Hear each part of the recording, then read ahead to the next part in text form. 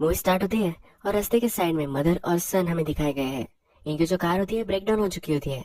Mother ने एक mechanic को कॉल किया होता है, पर इस मैकेनिक को उसने जो लोकेशन बताई है ये पता नहीं होती, क्योंकि जो मदर है इसको भी एक्चुअल में लोकेशन पता नहीं है। ये हमारी मेन कैरेक्टर है, इसका नाम शीने है। शीने फिर एक कार वाले को हाथ देती है, जो फिर रुक जाता है, एग्जैक्ट लोकेशन मैकेनिक को दे देता है। अब थोड़ी सी देर होने वाली होती है और साइड में ही एक छोटी सी रिवर होती है। तो मदर एंड सन ये दोनों रिवर के पास आकर बैठ जाते हैं। मदर कहती है कितना अच्छा लग रहा है ये सनशाइन। शीने अपने बेटे से कहती है कि फादर को हमेशा यहाँ आना था। सन कहता है कि फादर तो यहाँ नहीं है। मदर कहती है हम तो यहाँ है, हम दोनों हमेशा एक साथ रहने वाले हैं। थोड़ी देर में मैकेनिक आ जाता है, वो गाड़ी फिक्स करता है। ये जो मैकेनिक है ये हमारा और एक मेन कैरेक्टर है, इसका नाम किम है। किम शीने से पूछता है कि क्या है तुम्हारा फर्स्ट टाइम यहाँ आने का।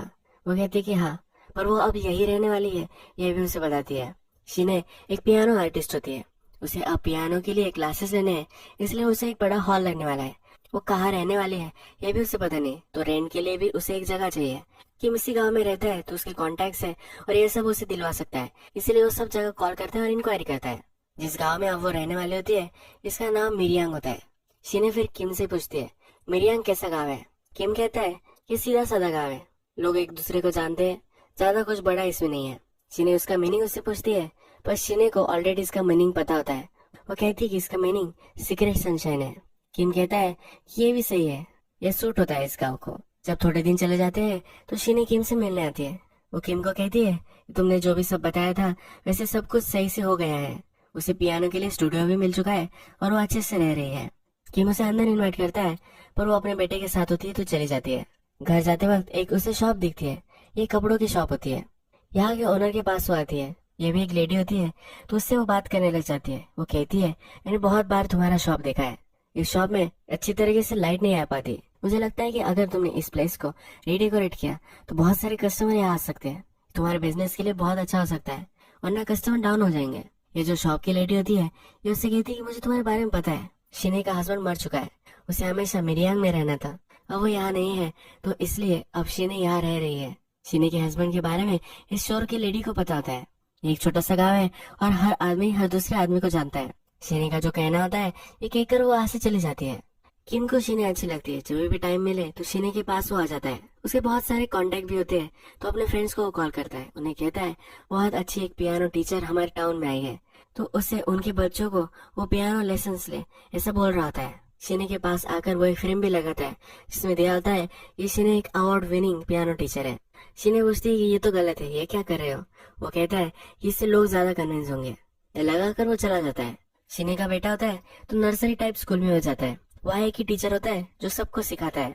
यहाँ का जो टीचर है वो सब बच्चों को स्कूल होने के बाद घर छोड़कर देता है। शीने भी अपने बेटे के साथ गाड़ी में बैठती है और टीचर सबको घर छोड़ रहा होता है। यहाँ वो क्यों शिफ्ट हुई है ये सब उस टीचर को बताती है। उसे ये भी कहती है कि मैं लैंड बाय करना चाहती हूँ, अब मैं यहाँ परमानेंट रहना चाहती हूँ, इसलिए मुझे लैंड बाय करनी है। उसे बता रही होती है कि अगर तुम्हें कुछ अच्छी लैंड पता हो तो तुम मुझे बता सकते हो। ये टीचर रोड पे गाड़ी थमा देता है। इसकी जो बेटी होती है ये दूसरे लड़कियों से फाइट कर रही होती है, ये उसको लेता है और गाड़ी में रखता है। इसकी बेटी को वो बहुत डांटता है। सीनियर टीचर की बेटी से पूछती है किस क्लास में तुम हो, वो कुछ ही बताती नहीं। टीचर उसे डांटता है और बोलता है कि अगर तुमसे कुछ क्वेश्चन पूछा जाए तो उसका आंसर तुम्हें देना चाहिए। नेक्स्ट सीन में हमें दिखता है कि शीने कुछ मेडिसिन लेने के लिए फार्मेसी में आती है।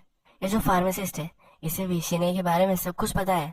वो उसे कहती है कि मैं तुम्हें एक गिफ्ट देना चाहती हूँ। वो एक बाइबल लेती है और उसे दे देती है।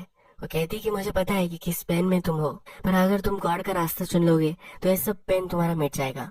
तुम अब जैसे दुखी हो वैसे तुम नहीं रहोगे। शीने कहती है मैं दुखी वगैरह कुछ भी नहीं हूँ। फिर भी उसे बाइबल दे देती है और शीने वहाँ से चली जाती है। जब शीने घर आती है तो उसका बेटा छुप जाता है। शीने प्रिटेंड करती है कि उसका बेटा उसे कहीं भी नहीं मिल रहा, तो वो रोने लग गई है। उसका बेटा जब बाहर निकलता है तो उसके पीछे वो भागती है। ये बहुत ही स्वीट मोमेंट हमें दिखाया गया है। शीने का जो ब्रदर होता है वो फिर उसे मिलने के लिए आता है। शीने के बेटा जब सो जाता है तब ये दोनों बात करने लग जाते हैं। ब्रदर कहते हैं कि उस आदमी के लिए तुम क्यों इतना ग्रीव कर रही हो। शीने का जो हस्बैंड था किसी दूसरी औरत के साथ उसका चक्कर था, इसीलिए शीने का ब्रदर उसे कह रहा है कि वो तुमसे फेथफुल नहीं था, फिर भी तुम उसके लिए मौन कर रही हो। ये गलत उसे लग रहा होता है। शीने एक्सेप्ट करने के लिए रेडी नहीं होती। शीने कहती है ये मुझसे और उसके बेटे से बहुत प्यार करता था, ऐसा कुछ भी नहीं है। नेक्स्ट सीन में हमें दिखता है कि किम शीने और उसके ब्रदर को एक लैंड दिखा रहा होता है। ये जो लैंड होती है ये शिने का ब्रदर उसे बाय कर देने वाला होता है। किम फिर शिने और उसके ब्रदर को लंच के लिए लेकर आता है। वो कहता है कि इस लैंड का जो ओनर है ये बहुत ही बड़ा आदमी है, ये बहुत ही इन्फ्लुएंशियल है, इससे बहुत सारे काम वो कर सकता है। इसे मिलने के लिए शिने को एक अपॉइंटमेंट लेनी पड़ती है। शिने किम से पूछती है कि इतना इन्फ्लुएंस कुछ मैटर करता है। किम कहता है कि मुझे इतना पता नहीं, पर आदमी की इससे डेवलपमेंट तो हो जाती है। शिने उसे कहती है कि तुम जैसे आदमी को कुछ कहा जाता है, उसे स्नॉब बुलाती है। स्नॉब का मतलब होता है कि ऐसा आदमी जो उससे ज्यादा फाइनेंशियल सिचुएशन उनकी अच्छी होती है, हायर पोजीशन होती है, उनको ही ज्यादा वैल्यू देता है, उसके नीचे जो होते हैं उनको वैल्यू नहीं देता, उसे वो स्नॉब बुलाती है। शिने का ब्रदर अब यहाँ से जाने वाला होता है तो किम उसे छोड़ने के लिए आता है। शिने का ब्रदर उसे कहता है कि मुझे तुम्हें एडवाइस देनी है। शिने जो है उसके टाइप की तुम नहीं हो, तो प्लीज अपना टाइम वेस्ट मत करना। किम कुछ भी नहीं बोलता, वहां से चला जाता है। शिने हमें एक ब्यूटी पार्लर में देखती है, वहाँ अपने हेयर वो कट कर रही होती है। वहाँ और भी कुछ औरतें होती है जो शिने के बारे में बात कर रही होती है। शिने जिसको पता होता है कि उसे इंटीरियर डेकोरेशन करना चाहिए, वो बोल रही होती है ये बहुत ही घटिया एडवाइस है। वो सब शिने पर हंस रहे होते हैं। जब वे शॉप वाली उठती है तो शिने को देखती है, वैसे प्रिटेंड करते हैं एक दूसरे को उन्होंने सुना ही नहीं है। आज शिने का सन अपने मदर के बारे में एक ऐसे बोलकर सुनाने वाला था। शिने वहां जाती है, उसे बहुत ही चीयर करती है। सब लोग फिर सेलिब्रेशन करने के लिए होटल में आ जाते हैं। वहाँ टीचर वगैरह भी होता है। ये सब एंजॉय कर रहे होते हैं तो शिने को कॉल आता है। जिस आदमी की लाइन थी वो आज आया हुआ है और किम ने शिने को कॉल किया होता है कि तुम्हें उससे मिलना चाहिए। ये डिनर छोड़कर वो जा रही होती है। वो सबको कहकर जाती है कि उसे लैंड बाय करनी थी, उसका ओनर यहाँ आया है। जो टीचर होता है उसे बाहर छोड़ने के लिए आता है। शिने उससे पूछती है क्या तुम मुझसे कुछ बात करना चाहते हो? टीचर कहता है कि कुछ भी नहीं, और शिने फिर वहां से चली जाती है। नेक्स्ट सीन में हमें ओनर और शिने इन दोनों की मीटिंग दिखाई गई है। इसमें शिने ओनर को पियानो बजाकर दिखा रही होती है। ओनर इससे इम्प्रेस्ड हो जाता है। वो किम को कहता है तुम्हारी एज बहुत ही बढ़ चुकी है। उसकी एज 39 हो चुकी होती है तो वो सजेस्ट कर रहा होता है कि वो शिने से शादी कर सकता है। रात में हमें दिखता है कि जो शॉप वाली थी वो अब शिने के साथ फ्रेंड हो चुकी है, और भी शिने के फ्रेंड्स की जो मदर होती है ये सब मिलकर अब क्लब में आ चुके हैं। आज ये पार्टी कर रहे होते हैं। शिने बहुत ही ड्रंक हो जाती है। इसी क्लब में एक कॉल आता है। इसके सन का एक कॉल होता है, पर इसे कुछ सुनाई नहीं दे रहा होता तो ये कुछ बात नहीं कर पाती है। जब ज्यादा रात हो जाती है, ये घर आने के लिए रेडी होती है, तब उसे फिर से कॉल आता है। इस कॉल पर कोई भी बोल नहीं रहा होता।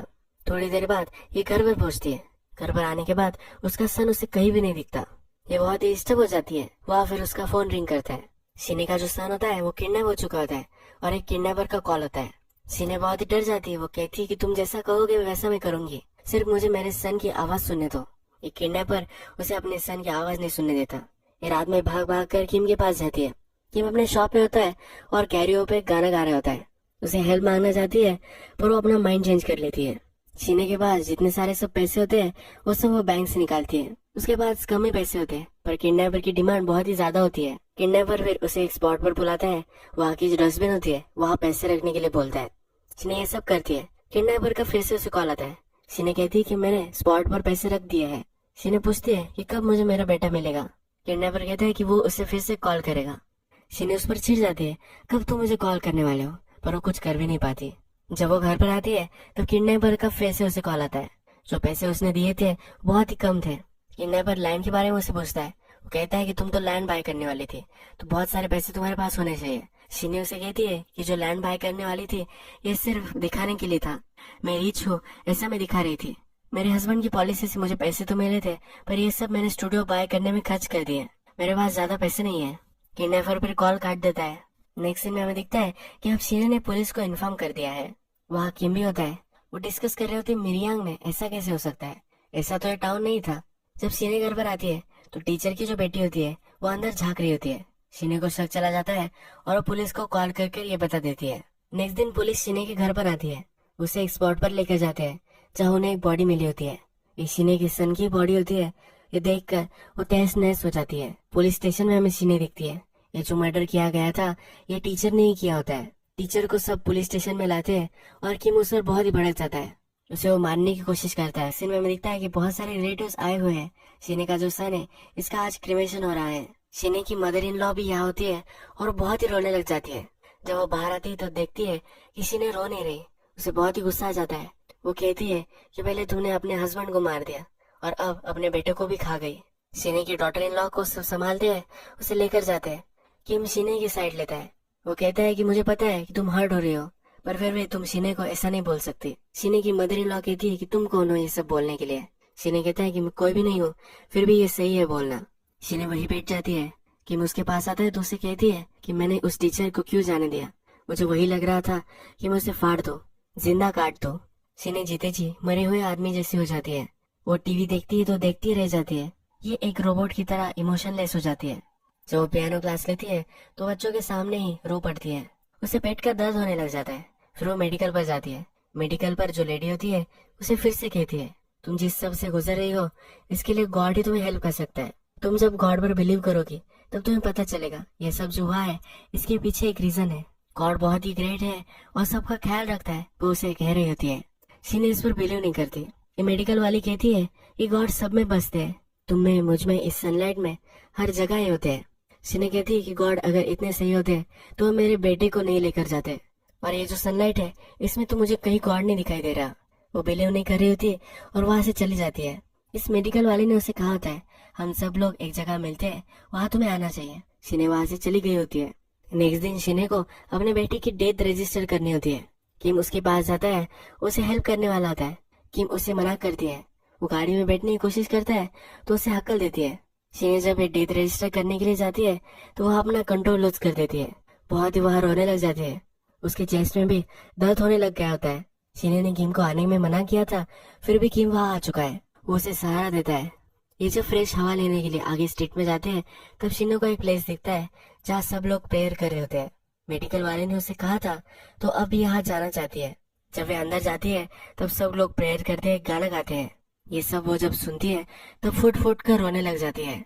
शिने अब गॉड पर बिलीव करने लग चुकी है। जो सब बिलीवर्स होते हैं इनके साथ वो बैठी हुई होती है।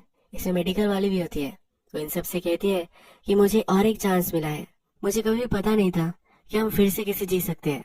मुझे अब इस सब का मीनिंग पता चल चुका है। वो कहती है जब मैं मेडिकल वाले से मिली तो मुझे सब कुछ गलत लग रहा था। मुझे बिलीव नहीं हो पा रहा था इस सब जगह गॉड बसता है, पर ये सब सही है। उसका सन गॉड के पास है, इसके पीछे कुछ रीजन है, ये भी वो एक्सेप्ट करती है। यहाँ किम भी आता है, उसके पास बाइबल होती है। शिने के साथ उसे रहना होता है, इसलिए वो कुछ भी कर सकता है। नेक्स्ट सीन में दिखता है चर्च में प्रेयर हो रही होती है। इसके बाहर किम वॉलंटियर करता है, शिने के साथ वो रह सके इसलिए सब वो करता है। शिने उसके पास आती है। शिने उससे कहती है क्या तुम ये सिर्फ मेरे लिए तो नहीं कर रहे हो ना। उसे कहती है कि तुम स्वेयर करो कि तुम एक्चुअल में गॉड में बिलीव करते हो। किम भी स्वेयर करता है और ये दोनों फिर हमें प्रेयर में दिखाए गए हैं। शिने जो है अब अपने दूसरे फ्रेंड के साथ लंच कर रही है। बाइबल का इम्पोर्टेंस इन सबको वो बताती है। नेक्स्ट सीन में बस स्टैंड के बाहर हमें किम दिखता है। वो प्रेयर कर रहा था। उसके फ्रेंड्स वहाँ आते हैं और उसे अपने पास बुलाते हैं। उसे चिढ़ाते हैं कि एक लड़की के लिए तुम ये सब कर रहे हो। किम कहता है कि ऐसा कुछ भी नहीं है, पर एक्चुअल में ये सब वो शिने के लिए करता है। शिने अपने घर पर होती है तब उसे आभास होता है कि उसका बेटा घर पर है। शिने को बच्चों के आसपास रहना अच्छा लगता है, इसीलिए स्कूल में जाने वाले जो सब छोटे बच्चे हैं इन सबको स्कूल में अपने गाड़ी में छोड़कर जाती है। एक स्ट्रीट में वो देखती है तो टीचर की जो बेटी होती है वो मार खा रही होती है। ये कुछ ट्रबल में होती है, इसे एक लड़का मार रहा होता है। शिने ये देखती है पर अब इसे इग्नोर कर देती है। शिने का आज बर्थडे होता है, अपने फ्रेंड से मिलने हो जाती है। अपने फ्रेंड्स के लिए फिर वो एक अनाउंसमेंट करती है। वो कहती है जिसने मेरे सन को मारा है उसे मुझे अब फॉरगिव करना है। गॉड ने हमें बताया है कि हमें फॉरगिवनेस करना चाहिए, इसलिए मैं उसे माफ कर देने वाली हूँ। उसे माफ करने के लिए उसे मिलने जाने वाली होती है। जब उसे माफ करने वाली होती है और मिलने जाने वाली होती है, किम भी वह होता है। किम उसे कहता है उसे माफ करने के लिए तुम्हें उसे देखना ही चाहिए, ऐसा कुछ भी जरूरी नहीं है। पर शिने उसकी मानती नहीं। किम, शिने और उसके दो फ्रेंड्स होती है, इन सब को लेकर टीचर से मिलने के लिए जाते हैं। वो टीचर से मिलती है और कहती है कि अब मैंने गॉड का वे चूज कर लिया है, मुझे फॉरगिवनेस करनी चाहिए, तो इसीलिए मैं अब तुम्हें फॉरगिव कर रही हूँ। टीचर कहता है कि जब मैं प्रिजन में आया तब मुझे भी गॉड मिल चुका है। मैं भी एक दिन बहुत रोया और उसके बाद गॉड ने मुझे माफ कर दिया है। वो शिने से कहता है कि मैं बहुत ही खुश हूँ कि तुम्हें भी ये रास्ता मिल चुका है। मैं हर रोज तुम्हारे लिए प्रे करता हूँ। टीचर बहुत ही पीसफुल लगता है। शिने जब ये सब सुनती है तो वो डिस्टर्ब हो जाती है। वो जब बाहर आती है तो उसे चक्कर आती है और गिर जाती है। शिने फिर हमें हॉस्पिटल में दिखाई गई है। किम हॉस्पिटल के बाहर ही होता है। उसकी मदर का उसे कॉल आता है। उसकी मदर उसके लिए केयर करती है, इसके लिए उसे हमेशा कॉल करती रहती है। किम उसे कहता है कि मेरी तुम चिंता मत करो, मैं सही हूँ। वो कैसे रह रहा है, उसका हाल चाल, ये सब उसकी मदर हमेशा उससे पूछती रहती है। चर्च के सब लोग जब शिने से मिलने आते हैं तो किम उनसे कहता है कि डॉक्टर का ऐसा मानना है कि उसे साइकोलॉजिकल कुछ झटका आया था, इसकी वजह से वो गिर चुकी थी। हॉस्पिटल में शिने के फोरहेड पर किम किस करता है। शिने जब ठीक हो जाती है चर्च में आने की कोशिश करती है। चर्च में आने के बाद वो जो बेंच होता है उस पर ठोकने लग जाती है। जब रात होती है तो चर्च के उसके सब फ्रेंड्स उसे कंसोल करने के लिए आते हैं। वो सब उसके लिए प्रेयर कर रहे होते हैं। शिने यहाँ सब पर चिढ़ जाती है। वो कहती है गॉड ऐसा कैसे कर सकता है, जो मर्डरर था उसने मेरे बेटे को मारा था, और गॉड उसे कैसे फॉरगिव कर सकता है। पहले मुझे उसे फॉरगिव करना था, फिर गॉड उसे फॉरगिव कर सकता था। मेरे बेटे को मारकर वो इतना पीसफुल कैसे रह सकता है। उन पर चिढ़ती है और रोने लग जाती है। नेक्स्ट सीन में दिखता है कि शिने एक पिक्चर की स्टोर में जाती है। वहां से एक मूवी चोरी कर लेती है। कुछ गलत करना कैसा होता है ये उसे फील कर कर देखना होता है। ये पकड़ी जाती है। यहाँ की स्टोर ओनर उसके पीछे भागती है, तब वे अपने बैग नहीं देती। वो ये मूवी उसे वापस नहीं करते। एक ग्राउंड पर एक स्टेज होता है। वहाँ बहुत सारे लोग प्रेयर कर रहे थे। वहाँ का जो स्पीकर होता है ये भी प्रे कर रहा होता है। शिने फिर जाती है, ऑडियो सिस्टम को निकाल लेती है, वहां से चली जाती है। रात में शिने को लगता है कि उसे फिर से किडनैपर का कॉल आया है। वो किम को कॉल करती है। किम कहता है ये तुम्हें इमेजिन कर रही होगी। शिने मान नहीं रही होती है तो किम बोलता है कि मैं पुलिस को इन्फॉर्म कर दूंगा। किम उसे डिनर के लिए इनवाइट करता है। वो कहता है तुम स्ट्रेस में हो और हमें डिनर करना चाहिए, हम दोनों को मिलना चाहिए। कल रात के लिए अब इनकी डेट होती है। जब दूसरे दिन रात आती है तब किम का जो फ्रेंड होता है उसका रेस्टोरेंट होता है। वो बहुत सारी अच्छी अच्छी चीजें बनवाने के लिए बोलता है और अपने फ्रेंड के पास किचन में जाकर उसे सब इंस्ट्रक्ट करता है। वो आज बहुत ही खुश होता है। शिने फिर हमें दिखती है कि वो मेडिकल स्टोर में आती है। जो मेडिकल वाली थी उसका हस्बैंड यहाँ है। उसके पास आकर वो कहती है कि मेरी जो बॉडी है ये मुझे जरा अलग लग रही है, उसे एडवाइस की जरूरत है, ऐसा उसे बोलती है। उसे रिझाने की कोशिश करती है। इससे फिर वो बोलती है कि मुझे लॉन्ग ड्राइव पर लेकर चलो एक जगह, और उसे लेकर जाती है। उसे इंटीमेट होने की कोशिश करती है। ये आदमी भी भावना में बहने लग जाता है, पर उसे फिर गॉड की याद आती है। ये सब गलत है ऐसा उसे लगता है। उसे फिर से घर छोड़ देता है। रात में किम के पास आती है। ये जो उनका डिनर था ये उसने स्किप कर चुकी है, तो घर पर उसके पास आकर उसे कहती है ये तुम्हें हमेशा लगता होगा कि हम दोनों इंटीमेट हो जाए, आज हम ये कर सकते हैं। किम को पता होता है कि बहुत ही दुखी है इसलिए ये सब कह रही है। उसे कहता है कि अपने आप को तुम संभालो। शिने उस पर चिढ़ जाती है। वो वहां से चली जाती है। घर जाते वक्त और एक प्रेयर मीटिंग उसे दिखती है। वहाँ एक पत्थर लेती है और उनके कांच पर मारती है और फिर वहां से चली जाती है। रात में वो बहुत ही अकेली होती है। ऊपर देखती है और गॉड को बोलती है क्या तुम सब कुछ देख सकते हो। वो फिर एक चाकू लेती है और अपनी नस काट देती है। उसे फिर पछतावा आता है और स्ट्रीट में जाकर लोगों से हेल्प मांगती है। नेक्स्ट सीन में हमें दिखता है कि शिने का ब्रदर सिटी में आ चुका है। उसे लेने के लिए किम ही आया हुआ होता है। शिने का ब्रदर किम से पूछता है कि मिरियांग कैसा गाँव है। किम हंसने लगता है। किम कहता है तुम्हारी सिस्टर ने भी मुझे पहली बार जब आई थी यही सवाल पूछा था। वो कहता है कि सेम लोग हैं, सब कुछ यहाँ सेम ही है। ये दोनों फिर हॉस्पिटल में आ जाते हैं। शिने का ब्रदर शिने से मिलता है। शिने को उसने देख लिया है तो फिर से उसे स्टेशन छोड़ देते हैं और वो जाने लग जाता है। जब वे दोनों अकेले होते हैं तो शिने किम को बोलती है कि मुझे हेयर कट करना है। किम उसे अच्छे से पार्लर पर लेकर आता है। इस पार्लर में शिने दिखती है कि टीचर की जो बेटी है वही यहाँ काम कर रही है। वो उससे पूछताछ करती है। उससे पूछते हैं तुम यहाँ क्या कर रही हो, तुम्हारे स्कूल का क्या हुआ। टीचर की बेटी बोलती है कि मैंने स्कूल छोड़ दिया है, ये जरा ट्रबल में आ चुकी थी। और वापस आने के बाद उसने स्कूल भी क्विट कर दिया है। शिने टीचर की बेटी से हेयर कट नहीं ले पाती, वहाँ से बाहर निकल जाती है। वो किम पर चिढ़ जाती है। किम को बोलती है कि तुम यही मुझे क्यों लेकर आए। किम को इसके बारे में कुछ भी पता नहीं होता। शिने आगे चलती है तो स्टोर ओनर के पास आती है। ये स्टोर ओनर उसे कहती है कि जैसे तूने मुझे बताया था कि मुझे इंटीरियर डिजाइन बदलनी चाहिए, ऐसा ही मैंने किया है और इससे मेरे बहुत अच्छे से सेल्स अब आ रहे हैं। शिने कहती है कि मुझे ये सुनकर बहुत ही खुशी हुई। शिने का अधूरा हेयर कट देखकर यह स्टोर ओनर उसे उसके बारे में पूछती है। शिने कहती है कि मुझे मेरा हेयर कट अच्छा नहीं लगा इसलिए मैं उठकर चली आई हूँ। यह स्टोर ओनर और शिने इस पर बहुत ही हंसने लग जाते हैं। किम बेचारा शिने के पीछे पीछे उसके घर पर भी आ जाता है। शिने बाहर आती है। उसने एक मिरर लाया होता है। वो देखकर अपने खुद के हेयर वो काटने लग जाती है। किम जब ये दिखता है तो हंसता है। उसे हेल्प करने के लिए मिरर उठाता है। ये हमें हेयर काटते हुए दिखती है और ये मूवी एंड हो जाती है। ये जो सीन है ये मूवी का सबसे इम्पोर्टेंट सीन है। ये जो मिरर है ये शिने का सेल्फ रिफ्लेक्शन रिप्रेजेंट करता है। अपने आप को देखकर वो बेटर होना चाहती है। बालों काट रही है, ये एक स्टेटमेंट है कि वो अच्छा अब होना चाहती है। किम हमेशा उसके साथ होता है। वो जब नहीं भी चाहती तब किम उसके साथ ही होता है। उसे बहुत ही प्यार करता है और हर कदम में उसके साथ वो चलने वाला है। किम की जब गलती भी नहीं होती है तो अपनी गलती एक्सेप्ट कर लेता है और शिने को हमेशा सपोर्ट करता है। ये जो मिरर है ये किम ने ही होल्ड किया है। हमेशा उसका साथ वो अब यहाँ देने वाला है। हमें यहाँ मालूम है शिने का जो दर्द है, जो पेन महसूस कर रही है, ये टेम्पररी नहीं है। ये जो दर्द है वो हमेशा महसूस करेगी, पर थोड़ा थोड़ा हर दिन ये कम होता जाएगा। जो पेन होता है ये आसानी से नहीं जा सकता, पर ये एक प्रोसेस है जिस प्रोसेस में अब वो लग चुकी है। उसने अब फ्रेंड्स वगैरह बना लिए हैं।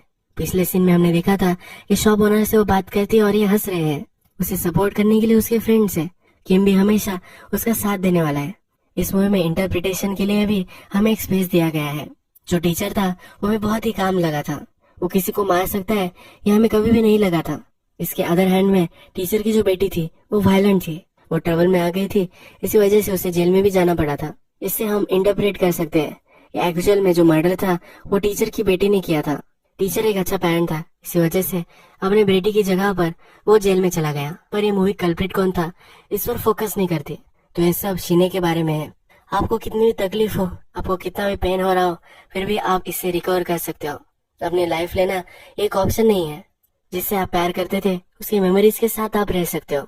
लास्ट सीन में हमें दिखता है शिने और उसका सन जहाँ खेलते थे वही आकर वो अपने बाल काट रही है। उसके बेटे की मेमोरीज में रहने वाली है, ये हमें यहाँ दिखता है। बहुत ही पेनफुल ये मूवी थी, पर हमें लाइफ का एक अच्छा लेसन ही सिखा कर जाती है। अगर आपको ये वीडियो अच्छी लगी होगी तो प्लीज इस वीडियो को लाइक कर दीजिए, बेल नोटिफिकेशन आइकन भी दबाना मत भूलिए, यानी कि आपको सब मूवीज मेरी मिलती रहे। हम फिर से मिलेंगे और एक मूवी के साथ, तब तक के लिए थैंक यू और आप अपने आप का ख्याल रखिए।